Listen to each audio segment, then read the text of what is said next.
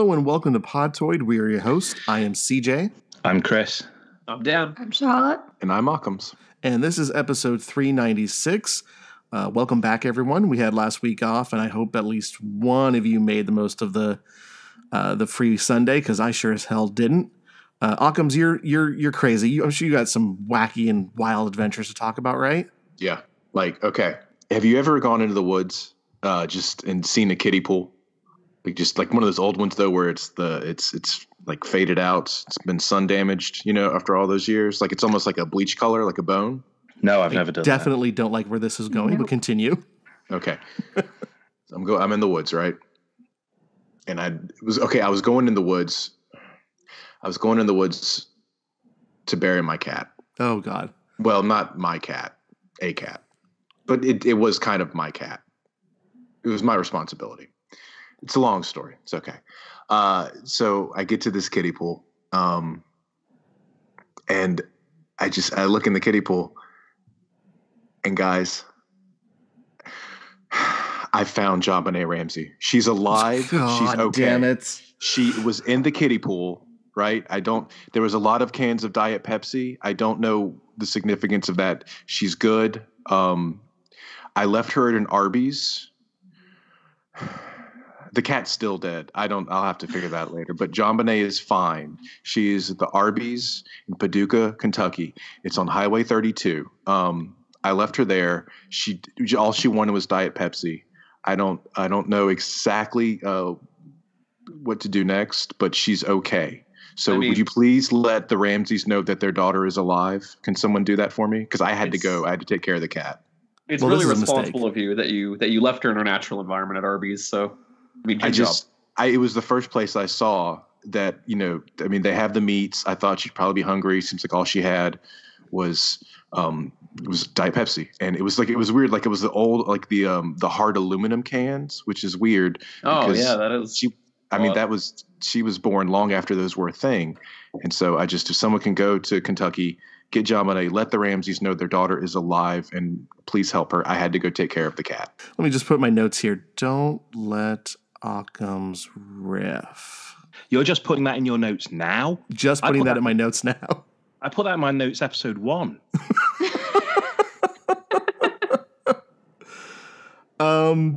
Okay. I can tell you what I actually did. Yeah. I saw Us. Oh, I'm seeing that sometime this week. I haven't seen it yet. How is it? It was enjoyable. I liked it more than Get Out, and I like seeing Jordan Peele grow as a director. Nice, very nice. He's got a little bit of ways to go, but he's getting there. Have you watched Twilight Zone yet? No, and I know the first episode is up on YouTube. I need to watch it. Yes, it's apparently surprising everyone because I think it's pretty R-rated, and people weren't expecting that because Twilight Zone was always. Yeah. It was kind of like that Doctor Who. You can watch. It's scary, but you can kind of watch it with mum and dad, and everyone can get in on it. But apparently, it's like effing and blinding, and it really took people by surprise. Like, I was watching Twilight Zone, but we can't actually let the kids watch it. Well, the little fun fact about Rod Serling is that he saw a friend of his in the war get decapitated by a cargo drop. The crate or whatever just came in and took the dude's head clean off. That's gross. There you go. Terrifying imagery. Surprised that head didn't find its way into the original show. A lot of those shows were like purchased. I think he wrote like a good chunk of them, but then a lot of them were sort of fucking hell, this is boring. Just go on. No, actually, one of them they showed was an Oscar-winning short film that they presented as an episode. An occurrence at Owl Creek Ridge. That episode's called. That's the one with the hanging, right? Yeah. Well, I found that to be very interesting. That's what they did for one of the episodes. But I was also on a movie kick for the past 2 weeks because I'd rather watch movies and spend time with my family. So I finally watched Bill and Ted's Excellent Adventure, Occams. Oh, cool. Yeah, nice. And it was an excellent adventure. Yes, it was. It's interesting because that's a type of movie that they would never make these days. Like, there's no real, danger or significant plot. It's just kind of just a series of events that's something they would just never do now. It feels like it definitely feels like a relic of a much more daring and adventurous time in cinema than what we have today. If they made it today, their goal would be to like fuck the stepmom. Like that would be it'd be like a Judd Apatow film where it's just they need to go like fuck the stepmom, and they end up like stealing her vibrator, some dumb shit. I don't know, and get drunk. Joan of Arc would end up at a strip club. That was just a noise. I think we just said the true name of God. That's fun. But we also took my youngest nephew to see Wonder Park, which is bad. And then over the weekend, I watched Shazam, the new DC film that I think opened to #1, about $53 million. So I don't want to spoil it. We're not doing a spoil sport episode after this episode, but it very much reminded me of Sam Raimi's Spider-Man, the original one. And it kind of felt like it was a movie, a superhero movie made from that era of when we still made superhero films like that. Like it kind of feels dated. It's not bad. It's just is that not what are they not? Do you think it's not what they might be trying to do? It could be. They might be going. Maybe we should go backwards because we've tried to hang in the modern era and we've proven we can't. So let's rewind the clock a little bit. It could be, and it ends up being incredibly. I know this word has been thrown around about it a lot, but it's incredibly safe. You get the origin story of the hero, plus you get the origin story of the villain, and it's. I don't know. It feels kind of antiquated in today's modern superhero, which I guess is a nice throwback, but also leads to some scenes that kind of don't really fit in or make sense. One in particular, if you guys have seen the trailer, right? Yeah. Where he's going around charging everyone's cell phones. This isn't really a spoiler because it doesn't absolutely get brought up again. But after that, they go to like a soda machine and he shocks a soda machine and just spits out a bunch of soda. Because, he's 14 and that's what you do when you're 14. But then they go to an ATM and zap it and it shoots out a bunch of money. And then the next scene, they're at their house and they just have all of this new electronics bought behind them. And I'm thinking, did Shazam just rob a bank? Like his friend, his foster brother is supposed to be the moral center of this whole shebang. And they essentially just robbed a bank together and it never gets brought up again. It's kind of like how in Big, where the child in Tom Hanks's body definitely has sex with a grown woman. And emotionally, that's like a 13-year-old boy blasting off inside that grown woman. So it's like, we're just going to kind of forget that part. Yeah, we're just going to gloss over the fact that he robbed a bank. The other thing about Big, sorry that you bring it up, that I can never wrap my head around is that, correct me if I'm wrong, I'm pretty sure I'm not, but all the time while he's big, he's basically told his parents that he's been kidnapped. Yes. Yeah. So all the time that he's like fucking around in his loft and going to executive dinners and buying a pinball machine, which I actually own myself. Just want to put that out there. His parents think he's like in the hands of some monster. Yeah. Yeah. And that's horrible. There's a alternate trailer for the movie that someone cut a few years ago that depicts it from the mother's point of view. That's exactly like that. That is this terrifying drama. That's wonderful. Although I did as a child, and really to this day, let's be honest, I really wanted that interactive comic book, and the robot that was a building that was pointless. I really fucking wanted that robot building. I actually saw a Zoltar machine in Chinatown the other day. My last birthday, there was a Zoltar machine in a record shop I went to, and I got my fortune read. Oh, I should have gone and done that, but I didn't have any quarters on me. Everyone on this podcast who's under the age of 30 has gone really quiet. Yep, nothing to contribute to this conversation. CJ, if I would invite you, by the way, speaking of Bill and Ted, way back when, I would invite you to watch Bill and Ted's Bogus Journey. And I really want to hear your reaction to that movie. That's a real interesting film. I will see where I can get it, and I will watch it next because I got to prepare for Bill and Ted Face the Music. I'm so excited for that. I'm so stupidly excited. Let's go ahead and get into the show, and I wanted to start with a couple of stories about animals. animals, they're the best, and they're really good at keeping us in line when we're doing stuff we shouldn't be. So I have two stories, and the first one comes from my home state of Washington, where American bald eagles, the symbol of America, keep leaving nasty surprises in the yards of residents near Seattle, and I'm not talking about bird poop. According to Popular Mechanics, your go-to zine for all bird happenings, bald eagles have been frequenting the Cedar Hills Regional Landfill in King County looking for food morsels that humans keep throwing out. The landfill is open air, which means any bird can pay to visit. And according to the article, up to 200 bald eagles have been flying to the landfill every day, picking up food and the containers they're held within, and then dumping the garbage back in the yards of the people who threw it away. Nice. The article doesn't list all the types of trash the eagles are dropping, but does name a specific one.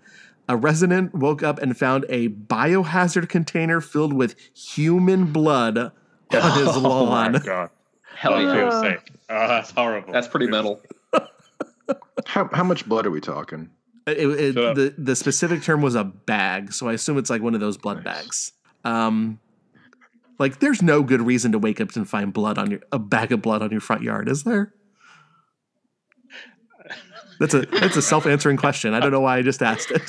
I mean, did you say? Did you go on? No, what was your Halloween like? You know? Did you say that the magazine you read this in was called something like Mechanics Special? Popular Mechanics. What the fuck has that got to do with birds? I have no idea. I assume it's one of those clickbait articles that are not clickbait articles, but an article meant to get a lot of viewership just because it's, eagles are dropping trash on people's yards. Right now, there isn't a plan in place to stop the eagles. However, some residents want anti-eagle measures, whatever the hell that means. It means a BB gun. It's those like Nerf rocket launchers you plug into your computer through your USB port. I assume it's just a guy at the dump with like a tennis racket on a stick, just swinging at the birds when they come around. Are bald eagles a protected species like swans are in England? Like, Yes, can you even are. do anything? Hold up, swans are protected? I think England? so. At least that's what I've heard. So. Y'all are fucking up over there, man. Yeah, swans are nasty. Really nasty. It's like swans and geese, just hateful. Geese are Geese are. I think swans are a little more. I think you can talk a swan down. It's like swans and geese are the alt-right movement of birds. I love the idea of negotiating with a goose. You always hear this thing of like, a swan. If ever you say to anyone in Britain, I saw a swan, they always say 9 times out of 10, so they can break your arm. They can, and it's always that. They never say, "Oh, it can bite you," or they never say, "Oh, it could like peck you in the." It's always, "It can break your arm," as if that's like the swan's natural attack. It's to break your arm. Yeah, I wonder if a swan has ever actually broken anyone's arm, or if it's just we know that they've got strong wings. I like to think that they broke one arm, but the person had like bird bones, so they're just hollow, so they're really easy to break. Right. So that was the first story. The second one I'm kind of regretting including because it's a little bit darker, but oh well. This is coming to us out of Africa. There, 4 men were hunting rhinos intent on killing them or maiming them and stealing their horns. You guys know poaching is a massive problem in Africa. That's eventually going to kill off a bunch of species that we have right now. This past Tuesday, a group of men were in Botswana hunting rhinos when out of the blue, an elephant suddenly charged at them. One of the men was trampled to death, and when the men recovered his body and laid it by the side of the road intent on returning the next day, when they came back, they found that his body was gone because it had been eaten by lions. Trampled to death by an elephant and eaten by lions. Is there a more Serengeti way to die? I want to give a big shout out to the elephant and the lion. Good job. Keep it up. I'm a little disappointed because I thought that story was going, and then when they found the elephant the next day, it was wearing his hat. I mean, that would have been incredible, but yeah. And that was like, in my head, I was like, please be that he was wearing like the hunter's hat. Like he picked it up with his trunk after trampling him and just put it on its own head and walked off. But, all right. What if the lion and the elephant work together? The lion like skins the dude, right? Takes his skin like sews it up and makes like a trunk cozy that the elephant could just wear his skin as like a little cozy. It's got these little like these like muscleless arm like flesh bits like dangling down, just walking around. That would be awesome. This definitely sounds like the plot to Quentin Tarantino's The Lion King. Right. So when it comes to like the fucking destructive animal chain, it goes elephant, lion, swan, like then eagle with its blood bags of garbage, and then eagle with its right. And we ignore the goose because we don't want to give any publicity to their political beliefs. All right, let's get talking about games. And Occams, we're going to start with you for some decidedly non-John Benet Ramsey related Path of Exile. Right. This is a free-to-play Diablo-like, right? Yeah. I'm a big fan of Diablo-type games, and especially when they're more like a bit darker. And this one I'd heard about it before and popped up for free on PS4, so I grabbed it. And I'm level 39. I'm playing a necromancer, and it's pretty fun. So one problem, the skill tree, it's more of like a chart almost. Like what was the sphere system in 10? How you had like little circles and you moved around trying to fill in spots. So there are over 1,000 things you can choose from.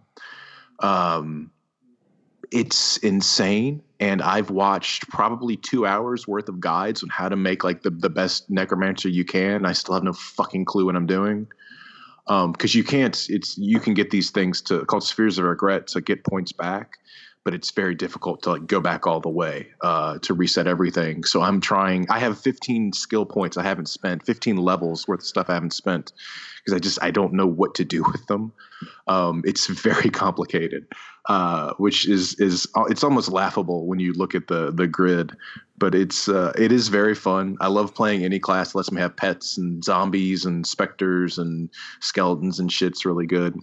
There's so it's free to play. So there is like a cosmetics market you can buy stuff in, and I tend to stay away from. There's you Flaming Skull or whatever have like a cheetah pet. The only thing I've considered buying, I was looking on the first day they had a sale on wings, and it's bat wings, angel wings, blah blah blah, shit you usually see. But then they had a set of wings that were just wings made of hundreds of hands, sort of flared out like feathers. And I wanted that so bad. So depending on how much time I spend with it, I may pick it up at some point just as a thank you for all the fun I've had with the game. But yeah, it's a good time. Like I said, that skill tree is stupidly complicated, but it's free. And if you want to scratch that Diablo itch, it's well worth it. Charlotte, we're going to go ahead and go to you next. You've been playing Ni no Kuni 2? Yep. Have you played the first one? I played 2 hours of the first one.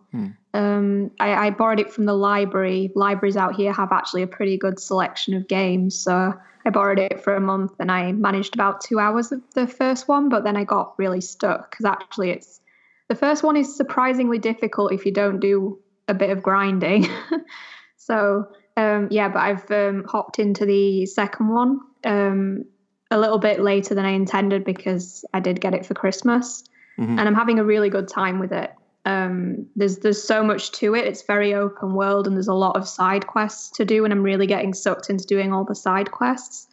Particularly because a lot of the side quests reward you very well in the sense of you have this kingdom and it's like a base that you can build up. And in order to level up your base, you have to acquire more villagers to live in your kingdom and to work at the various workshops.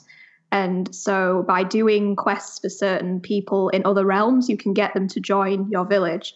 So even though a lot of it is very side quest heavy and a lot of what some people would call filler, I'm actually really enjoying it nevertheless. And I'm about 20 hours in, having only started on Monday. So it's sort of becoming quite addictive. Yeah, but I think I might have it done within a week. So, do you like the little war scenes where there's like all the chibi characters and you send them out in battalions to? Because that was like one of the only sections of it I played. So I had problems with that at the beginning. I didn't really understand it. and I kept failing, and I didn't really get why I was failing. And I got to a point where I had all these different side missions that involved doing these battle scenes, and it was saying that I was too underleveled to do them. So I was like, what the hell am I going to do? And then I got to a main mission that required it. I was like, oh crap, I can't progress. What am I going to do? And then I just looked on a guide a little bit just to get the gist of how you level up properly. And they were just like, oh, just give it a try, just see what happens. And even if you fail, you retain the levels that you've gained. So it's worth trying even if you fail. And then I realized that actually I wasn't really attacking the miniature bases and the cannons enough. And that sort of gives you more points to do things with if you don't just attack the troops, but also attack the bigger targets. And once I got that in my head, it was really fun, and I really understood what I was doing. So actually, that was last night. That was a big problem that I was having, that I didn't know how to progress with these battle scenes. But now I totally get it. And that was probably my least favorite part of the game. But now I think it's probably not my favorite, but I still enjoy those little battle scenes. The only thing I really remember from, I played it at a preview event a couple of years ago. The only thing I remember is those battle scenes, and that what's the main character, the protagonist called? Is it Elliot or something? Evan. Evan, that's it. Evan. He's so British. Yes. Yeah. Though there is like a town that's called Capstan upon Hull, and they all speak like they're from Kingston upon Hull, which I found very funny. Yeah. So there's some of it's the voices are a bit dodgy, but some of them are really, really good. It's a pretty mixed bag. For my part, I have actually been playing a game that also has a city building element to it, where you have to recruit people to come live in your town. And that is the currently early access only Elder Scrolls Blades for mobile. This is the new free-to-play game from Bethesda Studios that was delayed from last year after the Fallout 76 debacle. Not sure if that had anything to do with it. It's just the delay came around the time that kind of crashed and burned. It's kind of an okay game. I did my early access review over the weekend or on Friday, and it's it's pretty basic. It definitely, they did do a decent enough job taking the general concepts of Elder Scrolls and adapting it to a free-to-play free-to-play mobile game, but it's like crazy unambitious. Like, you can look at the graphics of it and think, oh my God, this looks amazing. But when you actually play it, it's so basic, it's so elementary, and it's, everything about it is just kind of simple. Like, nothing that they're doing is taking a chance, is trying to make free-to-play games interesting, is trying to make Elder Scrolls somewhat closely related to Blades, somewhat closely related to the main series. This is bottom of the barrel here, and I just kind of wish they tried to do something that was unique instead of doing what is kind of expected. Because the game really does. If I were to tell you a year ago that they were making an Elder Scrolls game for mobile that is free to play, the game that they have made is exactly what you probably would have pictured. Just picturing the most unimaginative game possible. That's what they've created. It's not bad, but it's also, I don't see myself playing it for that long. Well, that's what I was going to say. Do you think it's a game that needs some time to grow, or do you think you're already at the point where you're like, I haven't got time for this to grow, I'm moving on to something else? I don't know how it's going to grow is the question, because if it's just like events that get you, you have to complete a certain bit of amount of task in a certain amount of time, and you get an Easter egg building for your town, that's not going to keep me coming back and drawing me in. Although it might, because I still play Animal Crossing Pocket Camp because I'm a sadist. But I don't know if the PvP mode is gonna make it all that more exciting, especially if they don't kind of filter out people who have paid versus people who haven't paid, and I don't see them doing that. So, it has a good base, but for how unforward thinking it is, I don't know if they're going to institute some crazy new modes that will make it really worth playing in the future. Like, I don't know if it's going to go the Fire Emblem Heroes route. I think it's more going to go the Animal Crossing Pocket Camp route. I just started it, I guess night before last. you're describing it to a T. It is pretty, and it's enjoyable a little bit. And trying to control it on an iPad using the screen is like trying to guide like a drunk moose with cerebral palsy. But it is fun for what it is. But yeah, it's very uninspired. I play a game like that, and I think this is just kind of like another. It's a revenue stream almost. Yeah. And that sounds a bit more cynical than I like to be, but it doesn't feel like we really want to expand in this market. It's like, okay, we've just replicated the bones of an experience most people already know, and here it is on an iPad, and that's it. We'll keep it that way. Yeah, that's enough about a mobile game. No, none of our audience cares about. Let's get to Mortal Kombat 11 and Chris. Hi. MK11. 11 games, 11 mainline games, and there's been others.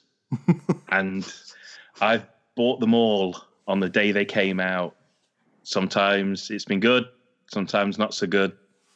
Kind of in the middle with this one. It's early days. There's still stuff to be done before it comes out. It's looking pretty good, and it plays well. I've not got the butterflies that I had with Mortal Kombat's legitimately a franchise that gives me kind of butterflies when the new game's coming out, and always has done since 1992. But I'm not feeling, based on what I played of the beta, I'm not feeling the way I did before the release of 9 or before the release of 10 or X, as the cool kids say. It's pretty good, and they've come up with some new ideas and some new approaches to the whole speed of the game. And they've added quotations, footsies are more important, which is basically whereas Mortal Kombat X was really very rush down heavy, and it was very much beat your opponent into submission within 10 seconds flat. This is a bit more back and forth, a bit more standoffish. It's a bit more back and forth, look for the opening, try and chain low attacks into specials, which is very much like a Street Fighter way of doing a fighting game. Mm-hmm. And they're bringing that in, and that's great because after 11 games, fighting games need to change. You can ask Dead or Alive about that, and they're terrible recent release. But so it's nice to see they're doing new stuff, and it looks good and it sounds good. But by the end of the weekend, I wasn't bitten. And this is my favorite franchise, or at least one of them. And it wasn't, I'm not interested in Mortal Kombat 11, I'm not going to play it or anything. It was just, this is all right. I wonder what the finished product's going to be like. So I don't want to pass judgment on it yet, other than to say that it's looking pretty exciting, and they've done some interesting stuff to it that I think is going to benefit it in the long run. But I need to get my hands on that full product. But I didn't play the beta and kind of go, oh my God, I've still got to wait 3 weeks before that game comes out. I wasn't like that, which is what I have been like with a lot of the previous titles. I think part of it is the roster. I think it's looking a little weak. I've always said I like my Mortal Kombat to be full of freaks, and I think this one's got a lot of normal middle-aged humans in it. And it really puts the mortal into Mortal Kombat, this entry.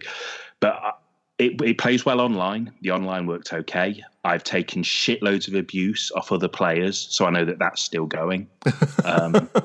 A lot of people quit in the middle of matches, so all the traditions are still there. But I think one of my main concerns, which I wrote about in a preview, was this fatal blow mechanic, which I think takes far too long on screen. And legitimately, by the end of the beta, if I hit or was hit by the fatal blow mechanic, I would check my messages while the sequences were going. And I fucking swear this isn't a joke. I have my phone next to me, and if I was in the middle of a conversation or whatever, I'd see the animation beginning, and I'd kind of just quickly check what the message was. If I could reply within a couple of words, I'd do that. And if that's how I'm feeling about seeing some of these sequences and these fatalities on a 3-day beta, I don't know what it's going to be like. I put something 2,000 or 3,000 fights into Mortal Kombat X, maybe even more across a couple of platforms. But I never remember a point where I was But I was going during the beta, which is kind of, they need to cut those sequences shorter. I really think so. Like, that sounds like some Final Fantasy VIII summon shit right there. Yeah, I was about to say that was us in Knights of the Round for 7. I remember casting Knights of the Round and going to the toilet once. Oh, dude, one time with the Quad Magic and Mimic, my friends and I went to Taco Bell and came back. It sounds like I'm being negative, and there's a lot about Mortal Kombat 11 that looks great and is smooth. I'll tell you one thing I didn't mention in my preview that I meant to. It's got really good accessibility options. Like it converts, I believe it converts voice chat into subtitles. And you can have a mode on where, as you go through the menu, it reads out to you what your cursor's on and who the characters your cursor's on. And it has like different, I believe it has different sizes for the subtitles as well, in colors. It has, for a fighting game, it has fantastic accessibility options, which is really good to see. But as a game, I think it's going to be pretty good. We'll see. I want to be blown away by it, so I want to be. But at the moment, I'm feeling kind of middle of the road about it. Well, I'm hoping that there are maybe one or two more new characters that they're bringing to it, because, you know, like you said, the roster is kind of lacking. I mean, the most interesting character is Shao Kahn's 4 or 6-armed accountant. I'm not exactly sure it's meeting the past standards of the series. I know the whole roster now because the leak matches up with what has been shown. And I believe there's 3 characters to be revealed. And then there was also 3 DLC characters in that leak. And one of those DLC characters was Shang Tsung, which obviously got announced. Yeah. So, but I'm not going to give anything away, obviously. But I'm looking forward to the game. I like all those Mortal Kombat games to different degrees. But since they came back with 9 and like 9, 10, and now 11, like let's call them the modern era of these games, this is definitely one that I'm kind of the most lukewarm towards. But it's early days. They've already said the beta's not indicative of things like the speed of the game or even the movement of the game. So we'll see. Nice. Dan, we're going to wrap up with you. You've dove back into Battlefield 5? Yes, I've hit up the realm of World War 1 and 2 in both Battlefield 1 and 5. And I played Firestorm over the past couple of weeks now. We did an Impulse episode on that. It's pretty just subpar. Didn't really push any boundaries in the realm of Battle Royale. And I definitely feel like Apex stole the thunder on that big time. But it got me back into Battlefield. It got me that itch going to go and play some more Battlefield. And I went back and played Battlefield 1, and I played the campaign for that. And I really enjoyed that. It was really respectful, really tasteful, and really well done. You know, it touches a lot of dark topics, like, you know, chemical warfare and all that stuff. And then I started a Battlefield 5's campaign, and it has some, like, comedy tier ass bullshit where, like, a Nazi pulls up to these 2 guys with guns. They just look at the Nazi, they smile, and then they're driving his car that he had, and he's in the back of a trunk. That's how the tonal shift is something from, like, war is bad and, you know, chemical warfare is really bad to little bits like that. And like, it's just all over the place, the tone of this game. And unlike other World War II games where, you know, they do the typical here's the Normandy stuff, this focuses on more obscure things, like, you know, some stuff like the Northern African Front and a lot of the Norwegian stuff, but none of it's all that interesting. And it's all very lone wolf. Like Battlefield 1 had these huge, massive, like, epic battles. Battlefield 5's campaign is basically you're by yourself. I would say 80% of the campaign. Just kind of like lone wolfing it, taking out facilities, and being sneaky and stealthy. Like, it's just so weird. And the stealth just isn't that great. Like, you could try and stealth and sneak your way in, but chances are you just get spotted, at which point you can just shoot everybody anyways in a couple of minutes and then do the task that you need to do in a couple of minutes. Whereas if you were to take a sneaking approach, it'd take upwards of like half an hour. Oof. It's funny because I was playing Metro Exodus, obviously, a couple of months ago, and as soon as I got to the first bit that involved stealth, I just realized that, like, I feel like in real life, I'm too close to death to ever do a first person stealth section ever again. Yeah. Like I feel like my days are too numbered for me to ever do a stealth section where you're like looking directly through the eyes of the player, because I just find that constant spinning of the cameras to kind of, like in Hitman, you can kind of angle your camera pretty well while still looking in good directions, and you can raise it and lower it. But when it's like just through the eyes, like the same with games like We Happy Few and stuff, I find it so completely unfun. No, yeah, I agree. And the context is weird too. Like in Battlefield 1, it made sense. There's this really great chapter where you're basically a pilot, and essentially your plane crashes in the middle of like the no man land between two trenches, which is like a hellscape, and you have to sneak your way through that. That I thought was, pretty interesting. Battlefield 5's approach to that is like, it's basically just you and like one other dude taking out facilities all over the place, and it's just, why would they ever send in 2 people to take out 3 massive like satellite facilities in World War II? It's just weird.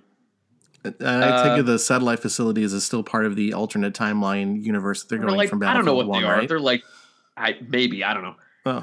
Like there's these giant dishes or something. I don't know. And yeah, they throw historical atmosphere out the window. That's already a common complaint that a lot of people are mad about. And like one example of that is like the Norwegian stuff. Like I said, Battlefield 1 was a lot more respectful, and I don't want to throw around historically accurate, but they're a little more tasteful about it. And there's this one like notable mission in World War II about these Norwegian soldiers who took out this German facility that was developing heavy water, a key ingredient in making atomic bombs. And they essentially replaced that story with like this one chick and her mom who worked in the facility, and then they take it out instead. And that pissed off a group of people, I guess. To me, it didn't matter. It was all very boring, and I didn't do any stealth whatsoever. I just ran in there with a machine gun. And overall, it just feels all really cobbled together poorly.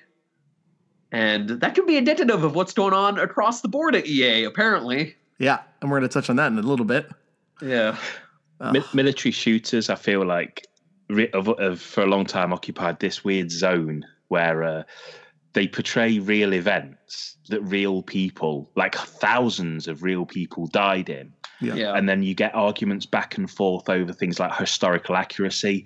And I've always felt like the moment you're kind of playing a game of like an event that thousands of people died in, we've already crossed the line of fantasy. No, yeah, sure, I agree. Do you know what I mean? That aspect of them like dabbling with that Norwegian story, it didn't bother me. Like I don't care really. It's kind of like the Inglourious Bastards thing, where it's almost like he kind of Tarantino basically presents like a fictional story set during the war, but then he kind of fucks with it. And I almost feel like even the military shooters that are, all of these events actually happen. Like Call of Duty World War II is a good example. Like most of the missions in that really took place. But it's like once guys are like picking up medikits and switching out their weapons and like going through like car chases, which there's a lot of car chases in Call of Duty World War II. You were already kind of like, don't fucking stand there and talk to me about Normandy Beach, okay? Like, you know what I mean? Yeah. But those 2 Call of Duty games, like the first 2, the World War II campaigns on those are fantastic. Like it's cliche as heck, doing the whole like, here's how terrible the Russians were, and like here's the Normandy Beach stuff. Whereas in Battlefield 5, they try to do like a different approach from it, but like the mission design is so bad. It's just each and every chapter throws you into this, not an open world, but like a very large map with basically 3 areas to go in, sneak around, plant a bomb, and blow up. That sums up basically every chapter in Battlefield 5's campaign for the most part. And it ends too, like in maybe 3 hours or so, 2-3 hours. It's like half the length of Battlefield 1's campaign. And I mean, the multiplayer is still great. They did some tweets. They made it so that like you can revive anybody in your squad, regardless if you're a medic or not. Whereas if you're playing a medic, it's a faster animation and you can revive anybody, not just people within your squad. And the maps are great. Like the Battlefield formula when it comes to multiplayer is still really solid and fun. Just capturing points. Like I did that last night for hours on end. It's just that element still works, but it's surprising to me that like they had such a genuinely good concept for a campaign with Battlefield 1. I thought for sure like this is going to be the new standard. They're going to be telling like little war stories and being real, kind of tasteful about it. But they attempted it, I guess, with this, but go a little wacky with it, like literally. It feels like a game that was cobbled together by multiple teams with very distinct ideas. Well, I mean, the whole release of it was piecemeal. You launched the game with the multiplayer and the campaign, I believe, and then we just got the Battle Royale. Not even the full campaign, by the way. Not even the full campaign? No, they left out like one chapter that they threw in at the end. So if you played it at launch, it's maybe about 2 or so hours, and then the final campaign's like 30, 40 minutes where you're in a tank, I guess. That doesn't sound like it's worth revisiting. It doesn't even feel like DLC. It just feels like this was intended to be, but like they couldn't get it done in time, so they did the thing of like, it's free DLC. Yeah. Oh, how generous of you. To give me the ending to my video game that I bought. You are listening to Podtoid. That is it for games, but we have some headlines to cover. It is time for the news. And with a week off, there were quite a few stories we missed for the past 2 weeks. Apple unveiled its game subscription service, Apple Arcade. There were a bunch of PAX games that we covered. Kaz, I pronounced this wrong. Hirai, I don't know. Announced his retirement from Sony. Senran Kagura, creator, left Marvelous because of Sony, and we're getting Shantae 5 on consoles later this year. So much we missed, but there was one thing I did want to touch on from the stories from we were gone, and that is the announcement of Borderlands 3. Gearbox had a press conference where noted USB drive misplacer Randy Pitchford literally did magic tricks. As his company announced an upcoming slate of projects, there is a Borderlands card game coming. The first title in the series got remastered, and the event capped off with the reveal of Borderlands 3 before ending with Pitchford trashing the PAX people because of the technical problems with the show. Borderlands 3 is Gearbox's first in-studio developed game since Battleborn. The pre-sequel was developed by 2K Australia. I had a lot of fun playing Borderlands 2 way back when, so I'm very much looking forward to this event, or to this game, even if it's more of the same. Anyone else in the same boat? Charlotte? I didn't play Borderlands at the time of release because it was during that period where I'd practically played 0 games that Borderlands 1 and 2 came out, but I started to go back to them after I played Tales from the Borderlands, and pretty fun time. I'm not a big fan of first-person shooters, to be totally honest, so it's not my specific cup of tea, but I had a lot of fun with what I played. I think I played mostly the... it released separately, but it was part of Borderlands 2, and it was to do with Jack. I can't remember what the name is called. But, I played mostly... The Handsome Jack. I can't remember what it was. Yeah, but the Handsome Jack expansion. Yeah, I played a couple of hours of that, and maybe 3 or 4 maximum. And that's sort of my experience with it. And yeah, it's not really like my... Yeah, I think if there was a lot of other games that came out around that time, I probably wouldn't buy it. But if I was struggling to find something to play, then I'd play it and probably enjoy it. But I'm not very good at first-person shooters either. So, yeah, I've only ever played the first game, and at the time, I wasn't really too jazzed about it. I platinumed it apparently, but I don't really remember anything about the game. Wow, humble brag. So. It's not even that. Like at the time, I had like all the free time in the world back then. Those were my high school days when I platinumed that game. So Jesus Christ, never down. I was already in my fucking 30s, and you were just like, I'm at school. Oh, fucking hell. I don't know. I don't really remember much about it, and then I never played the sequels. So, but it has piqued my interest to go back and play those. But can we talk about that whole entire conference or whatever, that panel, I guess, or whatever that was? What was that? That was a disaster. I missed a big chunk of it, and the first thing I just knew of it was when everyone on Twitter simultaneously was going, "You can see that the card is actually at the bottom of the pack." Oh, fuck, Randy, Jesus Christ! It was very masturbatory.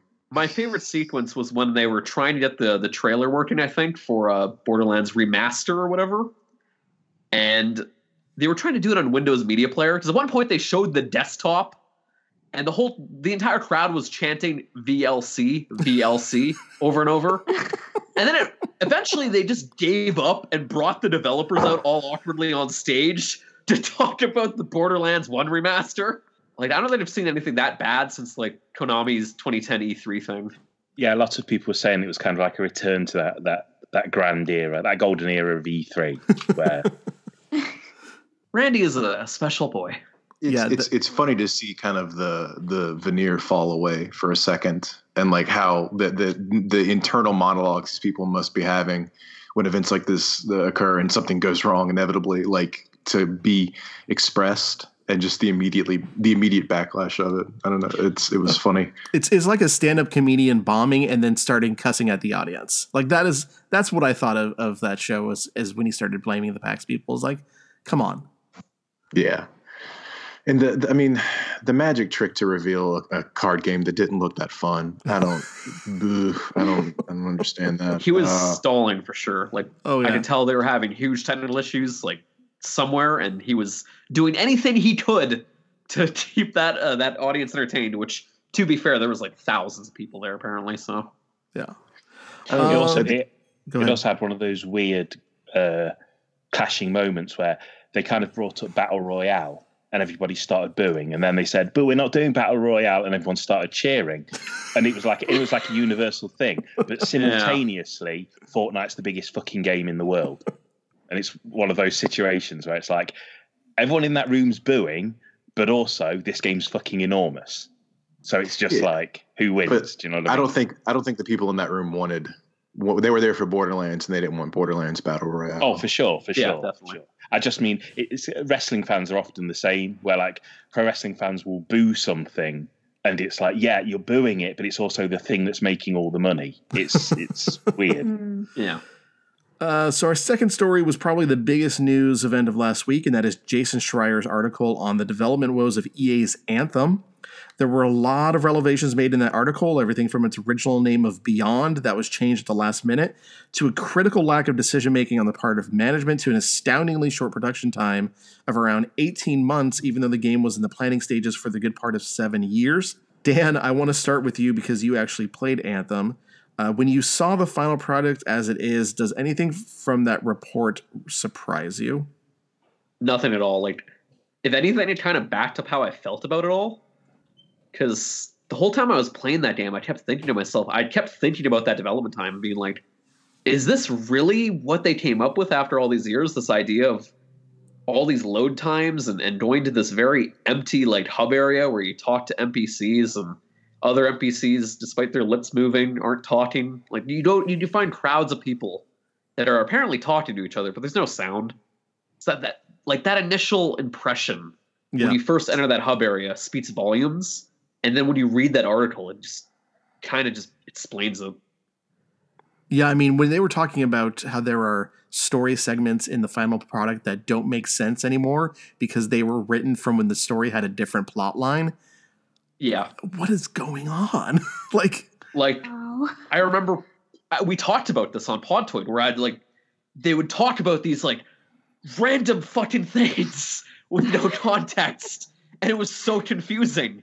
The Anthem of Creation. And I was like, huh? What? Just out of nowhere. And even like while trying to wrap my head around that lore, there was still some elements of that story that I was just like, okay, well, what? And I would just blank out. Like by the time I was wrapping up that game, I just gave up. Like I just didn't want to even bother to understand the game anymore. I just went with the flow. It was nice to finally get a explanation of why they called it the Anthem of Creation, in that it was they had to work around marketing. Like that's so sad. Yeah. Mm-hmm. It's disappointing, and it makes me worried for BioWare big time. So I really like BioWare. I really like Knights of the Old Republic. I really like Baldur's Gate. I really love Mass Effect. Yeah. I haven't really played many of the Dragon Age games, but I hear they're great, and they're a great studio, and it's concerning. That report made me worry for everything that at EA that wasn't EA Sports, because that's clearly the moneymaker for that company. Because the report said they diverted people away from the Anthem team to go work on whatever FIFA game because it was also using the Frostbite engine, and they needed more Frostbite engine engineers or developers. And so like that is what, if anything, I'm more worried about every other studio in addition to BioWare, just because of how poorly managed apparently this entire game, this game that was supposed to change gaming forever, just all the problems with it. To find out also that the E3 demo was this thing that they cobbled together last minute. Yeah. And to find out that like developers on the team had no idea what they were even making or like what the general idea of what this game was even supposed to be. And then they find out when they see the demo itself at E3 being like, oh, okay, that's what we're making. That is baffling. And it also explains like a lot of people, like a ton of people have done comparison videos to that demo versus the final product. And it's drastic change. And it's like the No Man's Sky demo versus the No Man's Sky final product. Yeah, basically. Yeah. So is the thing here, like, is it a victim of its own scope, or is it something that just they started too early without nailing down all the ideas, or is it a thing that, like, almost like when you have a bunch of directors on a movie, they just kept changing it too much? Probably all of the above. Yeah. Right. It really, from what I gathered from it, it really came down to an absence of leadership. Like they would say that the people who are the directors, the producers on the project would go into a meeting to answer questions and not come out with any answers. Like that is a big red flag that your game is in trouble. Wasn't that what we were just talking about like a couple of episodes ago with like the Star Wars games? It was the exact same thing. Yeah. It was a bunch of teams where no one was given clear word on what it was they were actually supposed to be doing. And people were like, don't ask me. Like, this goes back to Battlefield 5 as well. Does it have that same impression with that campaign? Tonally, it's all over the place. It's just kind of a weird mishmash of design of like stealth elements and stuff. And it's just weird. Every game is Suicide Squad now. But I remember talking with Moise actually about Anthem, and I remember directly asking you, who is this game for? And that's still a question I have, because like the hardcore BioWare fans, you know, they want another Mass Effect game. They want something to redeem Mass Effect itself. You know, they want more Dragon Age. Yeah. Hell, they'd probably even take another Baldur's Gate at this point. Who is Anthem like for in general? I guess they're, you know, the obvious answer is, you know, they want to cash in on the looter shooter stuff, but like even the design of it is just so weird to me. I really think they wanted to make a Destiny but successful. Yeah. That's probably what it is, because I think 7 years ago would have been right around the time that the Destiny went into the planning stages. The key difference being that Destiny had a competent team behind it. I will say that EA was somewhat able to coast on advertising and the name recognition of BioWare alone. Anthem was the best-selling game of February and is currently the second best-selling game of the year. For comparison's sake, Mass Effect Andromeda also debuted really good, but then quickly fell off. So it will remain to be seen if Anthem will be able to stay in the top 10 best-selling games of the year. I don't think it will. I think it drops off really quickly after February, but who knows? Like that, the brand of BioWare now it's not looking great. No. Andromeda to this, like they need something. Like I'm hopeful for Dragon Age, I guess 4. Finally, Sega announced its in-house development Sega Genesis Mini, which we've known has been coming for quite some time. It will finally hit store shelves on September 19th worldwide. This is not to be confused with the myriad of Sega Genesis classic consoles from AtGames you can buy right now and regret later. The Genesis Mini will launch with 40 games, 10 of which have been announced. Some of the titles so far that have been announced are Gunstar Heroes, Space Harrier 2, Shining Force, and Castlevania Bloodlines. It is retailing for $80, which for me is like right at the threshold of where I wait for a sale. I was never a Sega gamer as a kid. I only played it at the local Boys and Girls Club, and actually we entered a Madden tournament with it. But are any of you particularly excited about this? I don't know. I don't know what a Genesis is. Did you have a Master System over there? Come on. I mean, I had something known as the Sega Mega Drive. Oh, Mega Drive. Yeah. Yeah. We know what you mean when we say Genesis. You're just being awkward for the sake of it. Business as usual then. I imagine this is going to be a huge hit in Brazil, where they sold like Sega Mega Drives or Genesises for 15 years. Like genocide. Genocide. Careful. 1 Genesis, 2 genocide.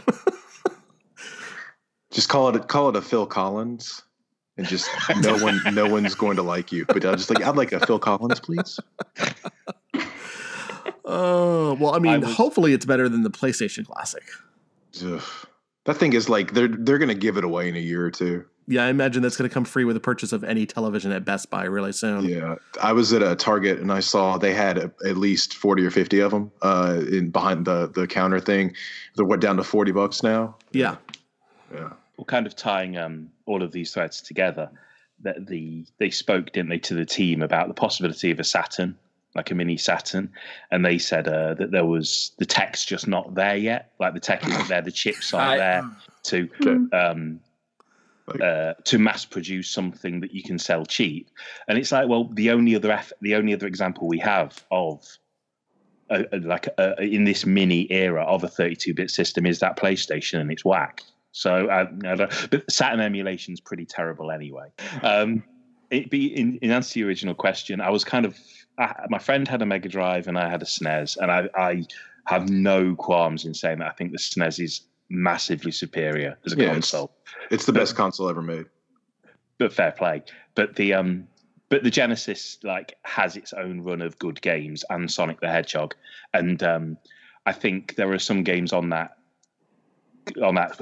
mini that are coming out, like Gunstar Heroes, the Treasure stuff. The Japanese one's got some good shmups on it as well, I think. Yeah.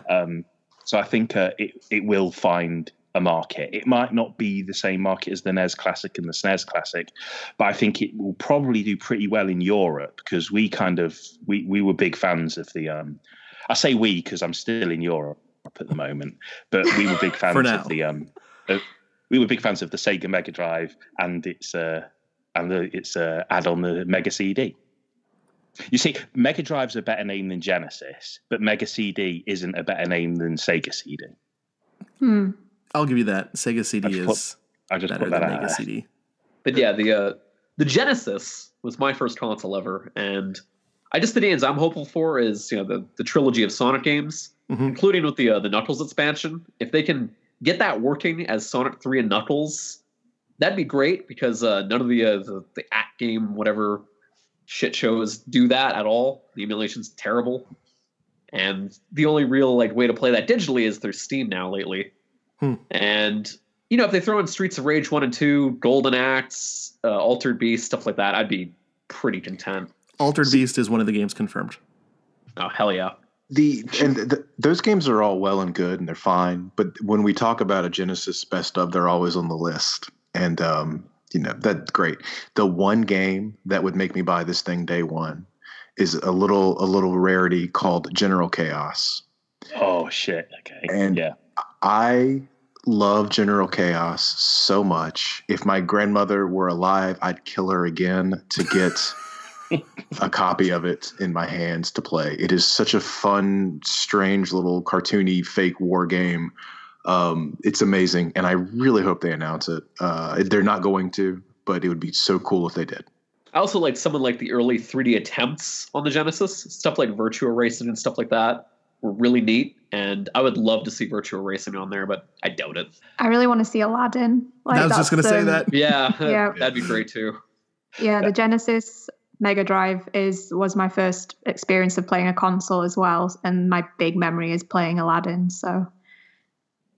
And Aladdin is one of the few games that's streets better on the Genesis than it is on the SNES. That and Flashback.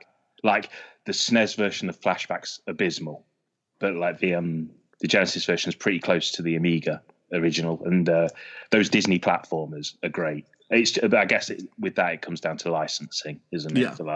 Can they put it out for $80 if it's got Disney games on it? I don't know. We'll see. Hopefully so, because like Occams said, you have these lists. It's you're gonna have Altered Beast. It's yeah, but Altered Beast is shit. No, no, it is. Altered Beast is great.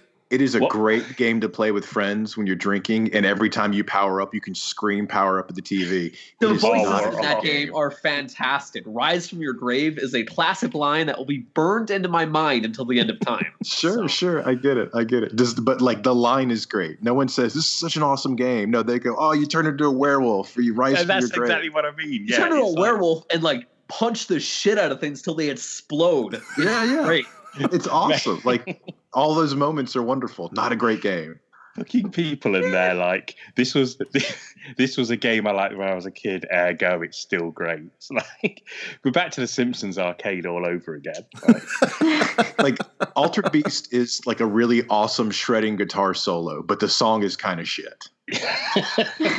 So here's my thing with Altered Beast and actually some of the other games announced on here is that even if you ignore, and you should, the At Games produced plug and play Genesis systems, how many Sega compilations have been released over the years that are just going to contain these same games? Because at least that's the difference that Nintendo has compared to Sega, is that there was never any big NES collections and here's 25 games from the NES that they release on every fucking console generation.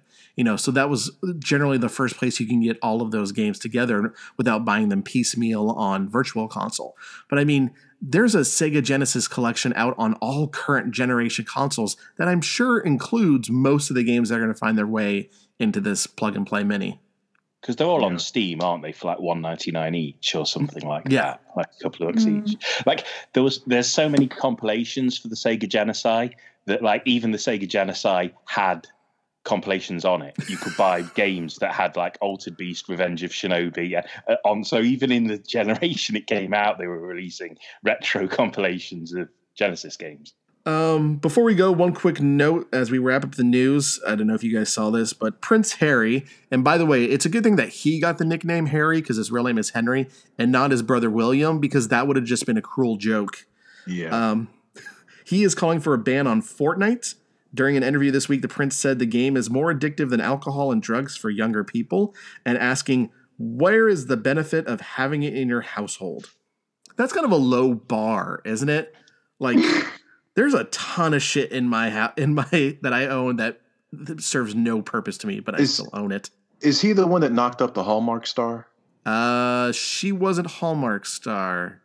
Which one? Question of the week. She was on Suits. With the she wasn't the girl who starred in all the Hallmark movies. I don't know if she did or not. She's the black one. She's the Black Royal. Oh, There's only one of them. I don't know what Suits is, but I know she was in Hallmark movies. So okay. Wait, you don't know what Suits is, but you know what Hallmark movies are? Speaking of which, Hallmark is doing 40 Christmas movies this year, starting in July. And we're taping every one of them. Yeah, I know. Welcome to being me. Yeah.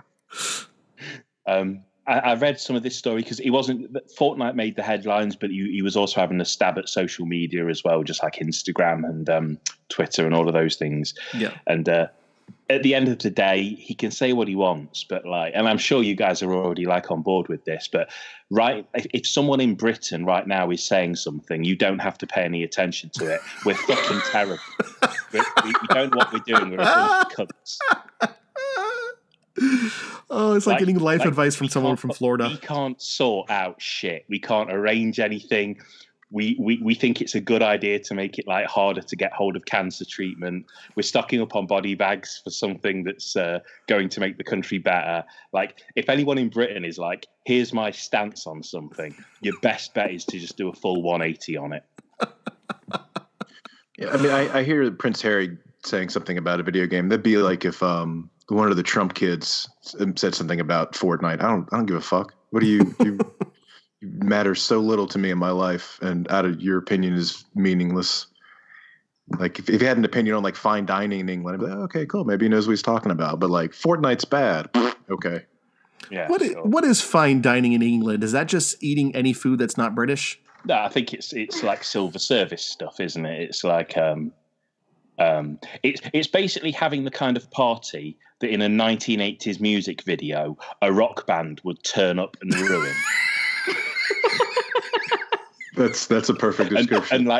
And at the head of the table is like a guy with a monocle who like drops his pipe when he can't believe what's going on. If you imagine that kind of a meal, that's what fine dining is. And it's I don't just know why like, you're laughing. This is a wholly accurate representation. It's like shrimp cocktail, invisible bush. That's all it is. And there's inexplicably 10 different kinds of knives. Yeah. Yes, yeah. It's so you always have a fresh one to stab the person on your left with.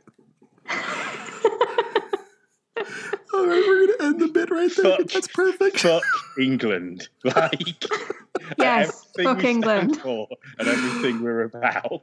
Oh, shit. I know that, like, over there in the States, you think fine dining is just like, oh, this burger's got 6 kinds of meat in the same bun.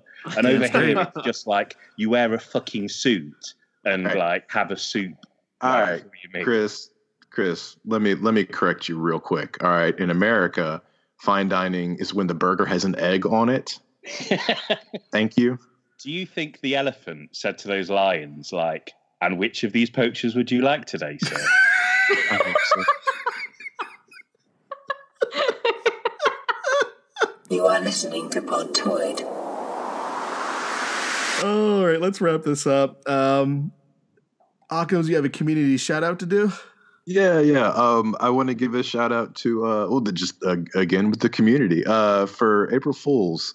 A really kind of beautiful organic thing started happening in quick posts and all over the site of just users sort of riffing on each other, and I love seeing that. That's all kind of community engagement, and it made me really, really happy to see the kind of users pick up the mantle and create their own April Fool's thing, and it warmed my heart, and there's a lot of love there. So thank you all, everybody who participated in that. It made me really happy. Sounds good. That is it for the show. On behalf of Chris, Charlotte, Dan, Occams, and myself, thank you for listening, and tune in next week for an all-new episode of Podtoid.